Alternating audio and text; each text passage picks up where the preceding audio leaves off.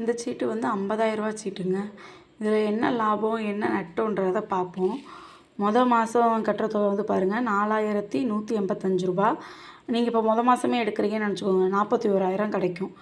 அப்போ நமக்கு எவ்வளோ அடி ஆகுதுன்னு பாருங்கள், 9,000 கிட்ட அடி ஆகும். ஆனால் ஒரு சிலர் எடுப்பாங்க, ரொம்ப அவசரம், இந்த தண்டல் கட்ட முடியாது, வட்டிக்கு வாங்க முடியாதுன்றவங்க சீட்டு போட்டுருவாங்க. ஆனால் சீட்டு போடும்போது கரெக்டாக நம்ம கட்ட முடியும்னா மட்டும்தாங்க சீட்டு போடணும்.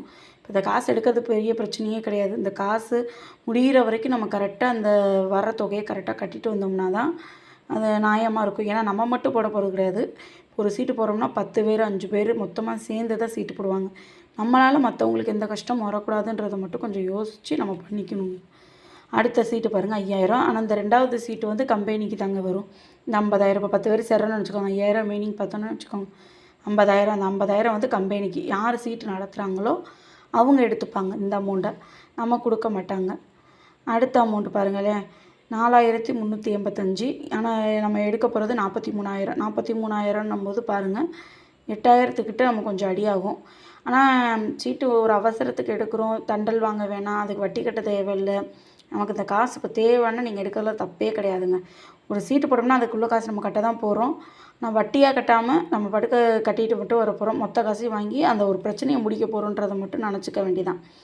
2வது அமௌண்ட்டு பாருங்கள் 4,485. எடுக்கிற காசு வந்து 44,000. ஒரு 6,000 கிட்ட அடியாகுங்க. 2வது அமௌண்ட்டு அடுத்த அமௌண்ட்டு பாருங்கள் 4,585. எடுக்க போகிற அமௌண்ட் வந்து 45,000. ஒரு 5,000 கிட்ட அடியாகுது. அடுத்த அமௌண்ட்டு வந்து 4,685. 46,000 கிட்ட நீங்கள் எடுக்கலாம். அப்படின்னும்போது ஒரு 4,000 அடியாகும். அடுத்த அமௌண்ட் வந்து 4,785. அப்படின்னும்போது 47,000 நீங்கள் எடுத்துக்கலாம். ஒரு 3,000 அடியாகுங்க. அடுத்த அமௌண்ட் வந்து 4,885. 48,000 இங்கே எடுக்கலாம். இந்த காசு எடுக்கிறவங்களுக்கு ரொம்ப லாபங்க. இன்னும் ஒரு 2,000 1000 தானே, அது ஒரு பெரிய பிரச்சனையே இல்லை. அடுத்தது வந்து 4,995. 49,000 நீங்கள் எடுக்கலாம். கடைசி காசு வந்து 5,085. 50,000 எடுக்கலாம். மோஸ்ட்லி எனக்கு தெரிஞ்சு நீங்கள் எடுக்கணும்னு நினச்சிங்கன்னா இந்த கடைசி காசு இல்லை, இந்த 47, 48, 49, இந்த 46 கூட எடுக்கலாங்க. இந்த அமௌண்ட்டுக்குள்ளே எடுக்கிறதுனா மட்டும் சீட்டு போடுங்க. ஒரு அவசரத்துக்கு இது ஓகேங்க. ஆனால் இது வந்து இந்த அமௌண்ட்டுக்குள்ளே எடுத்தோம்னா நம்ம போட்டதுக்கு லாபம். இது வந்து ஒரு வருஷத்துக்கு இது பண்ணுற மாதிரிங்க. 10 மாதம் 12 மாதம் சீட்டில் இந்த மாதிரி தான் 50,000 போடுறாங்க. சீட்டு போடுறவங்களுக்கு லாபம்னு பார்த்தீங்கன்னா மாதத்துக்கு ரூ. 50 எக்ஸ்ட்ரா அவங்களுக்கு கொடுக்குற மாதிரி நம்ம வருங்க. இப்போ நம்ம அமௌண்ட்டு பாருங்கள், 4,185 கட்டுறோம்னா மாதம் 50 எடுத்துப்பாங்க. மிச்ச காசு பாருங்கள் 135 நம்ம கட்டுறோன்ற மாதிரி. அப்படியே 50 கூடும். அந்த 50 வந்து இந்த சீட்டு நடத்துகிறவங்களுக்கு கொடுக்குறது. அப்போ சீட்டு நடத்துகிறவங்களுக்கு எவ்வளோ லாபம்னு பாருங்கள், 50,000 கிடைக்கிது. 2வது சீட்டு அவங்களுக்கு தான். 10 பேர் கட்டுறோம்னா அந்த செகண்ட் வந்து 5,000 கட்டுறோன்னு வச்சுக்கோங்களேன். அந்த 10 பேரோட அமௌண்ட் 50,000 ஆகுதுன்னா அந்த 50,000 அவங்களுக்கு தான். மாதம் பிடிக்கிறதுனாலே 50 போது மாதம் ஒரு தொகைன்னு பாருங்கள். 10 பேர்கிட்ட பிடிக்கிறோன்னு வச்சுக்கோங்க, ஒரு 2,000 குறையாமல் வரும். அப்போ பாருங்கள் 50,000 + 2,000 போது எனக்கு தெரிஞ்சு 70-80 கிட்ட ஒரு சீட்டு பிடிக்கிறவங்களுக்கு லாபம் கிடைக்கிது. சீட்டை பொறுத்த வரைக்கும் லாபம் நட்டம் ரெண்டுமே இருக்குங்க. கட்டுறவங்களுக்கு கடைசி இந்த 4 சீட்டுக்குள்ளே எடுத்தால் மட்டும்தான் லாபம். இந்த முன்னாடி எடுக்கிறவங்களுக்கு நட்டம். ஆனால் இவங்க இப்போ ஒரு அவசரம், ஒரு தண்டல் வாங்க போகிறேன், இல்லை ஒரு வட்டிக்கு வாங்க போகிறேன்னும் போது அதுக்கு இந்த காசு எடுக்கிறது லாபம் தான். ஏன்னா ஒருத்தவங்கிட்ட கை நீட்டி வாங்கிட்டு அந்த மாதம் இப்போ ஒரு 40,000 வாங்கிட்டு அது 70,000 80,000 வட்டி கட்டுறதுக்கு இந்த 40,000 வாங்கிட்டு மிச்ச காசுன்னு கூட ஒரு 10,000 கட்ட போகிறோம், அவ்வளோதான். அப்படின்னும்போது மாதம் ஒரு குறிப்பிட்ட அமௌண்ட்டு தான் கட்ட போகிறோன்னும் போது இது ஒரு பெரிய விஷயமே நமக்கு இல்லை. கட்டி கூட ஒரு அவசரத்துக்கு ஒரு கடன் அடைச்சிட்டு போய்கிட்டே இருக்கலாம் நம்ம. அதே மாதிரி சீட் நடத்துகிறவங்களுக்கு பாருங்கள், மாதம் ஒரு ரூ. 50 10 பேர்கிட்ட எடுத்தோன்னு வச்சுக்கோங்களேன், அது ஒரு வருஷத்துக்கு ஒரு 20,000, இந்த 50,000 ஒரு 70,000 லாபம் கிடைக்கிது. ஆனால் சீட்டை பொறுத்த வரைக்கும் முக்கியமாக கவனிக்க வேண்டியது அவங்களுக்கு ஒரு வீடு, சொந்த வீடாக இருக்கணும். எத்தனை வருஷம் அந்த சீட்லாம் ரன் பண்ணுறாங்கன்னு பார்த்துக்கோங்க. இன்றைக்கி வரைக்கும் கரெக்டாக அவங்க கட்டுறாங்களா, கட்டினவங்களுக்கு காசு கொடுக்குறாங்களா, கரெக்டாக வரவு செலவு பண்ணுறாங்களா, அது ரொம்ப முக்கியம். கரெக்டான வரவு செலவு இருக்கவங்ககிட்ட மட்டும்தாங்க சீட்டு போடணும். இன்றைக்கி பக்கத்தில் குடி வந்திருக்காங்க, நல்லா பேசுகிறாங்க, சீட்டு பிடிக்கிறாங்கன்னு சொல்லி மட்டும் யாருக்கிட்டையும் இப்படி போடவே போடாதீங்க. அது வந்து தப்பான விஷயம். இன்றைக்கி இருப்பாங்க, நாளைக்கு காலி பண்ணிட்டு போயிட்டாங்கன்னு வச்சுக்கோங்க, சொல்லாமல் கொள்ளாமல் நம்ம காசும் போச்சு, நம்ம வாங்கி சும்மா இருக்காது. பக்கத்தில் இருக்கவங்ககிட்ட ஒரு 2 3 பேர்கிட்ட சொல்லுவோம், நான் சீட்டு போட்டிருக்கேன், நல்லாயிருக்கு, நீங்களும் போடுங்க அப்படின்னு ஏதாவது சொல்லி விட்டோன்னு வச்சுக்கோங்களேன், உளறிட்டோன்னு வச்சுக்கோங்க, நம்மளை நம்பி அவங்க 2 பேர் போட்டாங்கன்னு வச்சுக்கோங்க, அவங்க காசையும் தூக்கிட்டு போயிட்டான்னு வச்சுக்கோங்க, அது இன்னும் தொய்யும். அதே மாதிரி நான் சொல்கிறேங்க, சீட்டு நீங்கள் போடுறீங்கன்னா உங்களுக்கு நம்பிக்கையாக இருக்கவங்கன்னா மட்டும் இப்போ சீட்டை போடுங்க. மற்றவங்கள இந்த நிறைய பேர் பார்த்தீங்கன்னா ஆள் சேர்த்து விடுவாங்க. 2 பேர் சேர்த்து விடுங்க, உங்களுக்கு ஒரு சீட்டு கம்மி பண்ணுறேன், இல்லை ஒரு 4 பேர் சேர்த்து விடுங்க, ஒரு சீட்டு நான் காசு கட்டி, அதெல்லாம் வேண்டவே வேண்டாங்க. அப்படி சொல்கிற ஆளுங்கிட்ட முக்கியமாக நான் சொல்கிறேன், சீட்டே போடாதீங்க. இதெல்லாம் ஏமாத்து வேலை மட்டும்தான். நல்ல நியாயமாக சீட்டு பிடிக்கிறவங்க யாருமே வந்து எனக்கு சீட்டுக்கு ஆள் பிடிச்சி விடுங்க அப்படிலாம் சொல்லவே மாட்டாங்க. ஏன்னா அவங்களுக்குன்னு ஒரு கஸ்டமர் இருந்துக்கிட்டே இருப்பாங்க. 10 பேர் 20 பேருன்னு கஸ்டமர் சீட்டுக்கு இருந்துக்கிட்டே இருப்பாங்க. அவங்கள நம்பி மட்டும்தான் அவங்களுக்கு போகும். அதேமாதிரி அவங்க வந்து அவங்களா சொல்லணும்.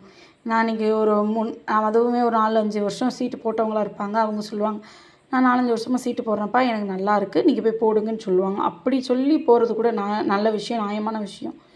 இன்றைக்கி தொடங்கி நாளைக்கு சொல்கிறாங்கன்ட்டு நம்ம பாட்டுக்கு ஒரு சீட்டுக்கு ஆசைப்பட்டு போய் செத்துட்டோன்னு வச்சுக்கோங்க, அது இன்னும் துயரங்க.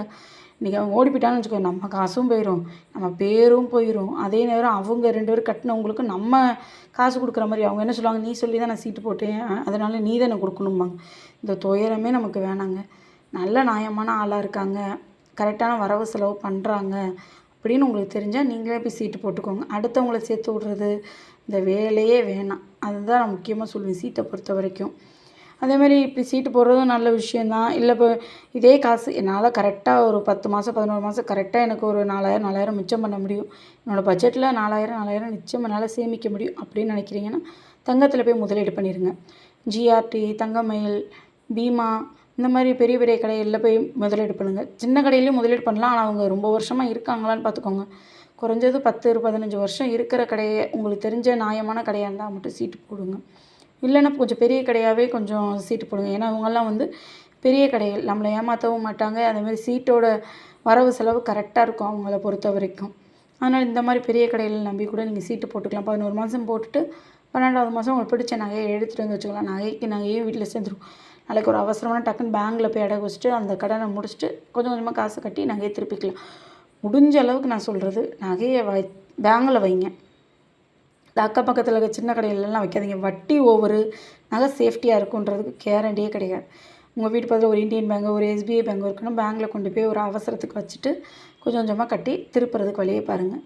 திருப்பிடுங்க, முடிஞ்ச அளவுக்கு நகையை திருப்பிடுங்க. முழுக மட்டும் விட்டுறாதீங்க. ஏன் அப்படி சொல்கிறேன்னா, இன்றைக்கி நம்ம ஒரு நகை எடுக்கிறோம்னா ஜிஎஸ்டி, செய்கூலி, சேதாரம், அப்போ ஒரு டிசைனாக பிள்ளைங்களுக்கு இந்த நகை பிடிச்சிருக்குன்னா அதுக்குன்னு ஒரு கூட காசு எல்லாமே கட்டி தான் ஒரு நகையை எடுக்கிறோம். ஆனால் முழுகிருச்சுன்னு வச்சுக்கோங்க, ஒன்றுமே இல்லாமல் போயிடும். அவங்க அந்த முழுகின நகையை திருப்பி ஏல விடுவாங்க. ஆனால் நம்மளால் போய் எடுக்க முடியாது. புதுசாக இந்த சின்ன சின்ன நகைக்கடை வச்சுருக்கவங்கலாம் என்ன பண்ணுவாங்கன்னா, அந்த ஏலத்தில் போய் கலந்துக்கிட்டு அந்த நகையை கொஞ்சம் கூடுதல் விலை வச்சு வாங்கிட்டு வந்து அதை அழித்து புது டிசைன் செஞ்சு விற்றுப்பாங்க. இதுக்கு நம்ம நகையை கொஞ்சம் கொஞ்சமாக நம்ம கட்டி கொஞ்சம் சேமித்து கரெக்டாக அதை திருப்பிட்டோன்னு வச்சுக்கோங்களேன், நாளைக்கு வேணுன்னா அந்த நகை டிசைன் வச்சுக்கலாம். இல்லை ஒரு ஆசாரியை கூப்பிட்டு அழித்து புது டிசைன் செஞ்சு நம்ம குழந்தைங்களுக்கு போட்டுக்கலாம். இன்றைக்கி விற்கிற விலைக்கு இன்றைக்கி தங்கத்தோட விலை 1 கிராம் வந்து 6800 கிட்ட போயிடுச்சுங்க. நினச்சி கூட பார்க்க முடியாது. நம்மளாம் ஒரு சின்ன பிள்ளையாக இருக்கும்போது நம்ம அம்மா கூட நகை எடுக்க போயிருப்போம். 3000-4000க்குலாம் ஒரு பவுன் எடுத்துகிட்டு வந்திருப்பாங்க. ஆனால் இன்றைக்கி நம்ம அதெல்லாம் 1 கிராம் இன்றைக்கி 7000 தொட போகுதுங்க. இப்போ நகை காயினாக வாங்கி வச்சிங்கனாலும் சரி, ஜிஆர்டியில் போன மாதம் நான் ஒரு காயின் எடுத்தேங்க. அந்த காயினுக்கு வந்து டச்சு காசுன்னு சொன்னாங்கங்க.